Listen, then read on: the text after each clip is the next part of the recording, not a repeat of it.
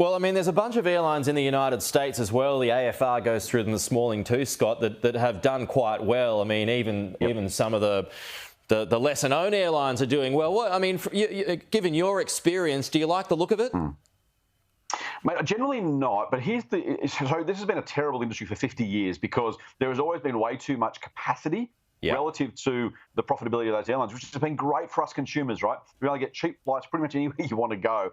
So that's why it's been a tough industry thus far. There is some sense, mate, if you're a true believer or you're waiting to see something change, there is some sense the world's airlines are a little more rational these days. Even Qantas and Virgin, albeit non-listed at the moment, in the last 6 months, they haven't dropped prices to compete for seat capacity. They simply said, hey, let's restrict supply. There's no collusion, no cartel. But individually, they've said, look, let's not add seats. Why would you do that? Let's make sure the planes are really, really full. Let's make sure we maximise the profit per seat mile. And the world's airlines seem to be doing something similar. If they continue to be rational, then there is some good money to be made in airlines. History suggests that rationality doesn't last very long. Sorry, Scott. Yeah, I mean, there's also there's the frequent flyer velocity programs, there's credit programs. It's not just not just an airline these days. It's a bigger business. Yeah, you got it. And in fact, Qantas' frequent flyer business, again, we can only speak about that as a listed business, but the profit from that has been phenomenal for years. It is the most sustainable part of their business. It is the least cyclical. And of course, as you mentioned, it doesn't have that seat capacity issue. It's simply a matter of, hey, we can get people to join this program. We love our frequent flyer points. It is a remarkable profit centre for both big airlines. Okay. So this, I'm sorry, I'm just staying on this Virgin here for now. When do you expect that to happen? And would this be the biggest listing of the year, or the one with the most attention? Yeah, very likely to be both, Pete. Again, we don't know what else might come to the market, but this would very, very likely be the biggest one of 2023.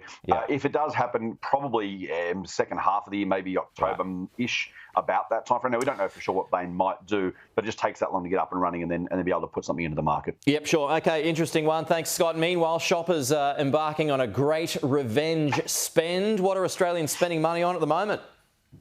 Mate, everything, absolutely everything. We saw retail sales up over Christmas by 7.5%. But the first big retailer to come out with numbers in the earnings update season, the guidance season, was Super Retail. Now, these guys own Supercheap Auto, Rebel, BCF, Macpac.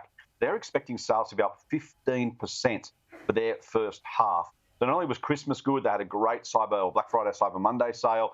And that revenge spending idea is very much seems to be alive and well, despite rising inflation, despite rising interest rates. It seems like the couple of years of COVID restrictions of one sort or another really have said, you know what, we're going to go out and spend. We're going to go out and have a good time, really kind of give the plastic a workout.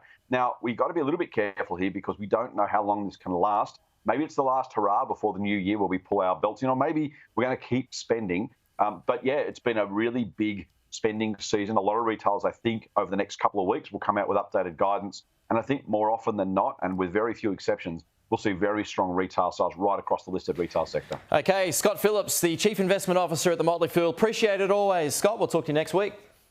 Thanks, Pete.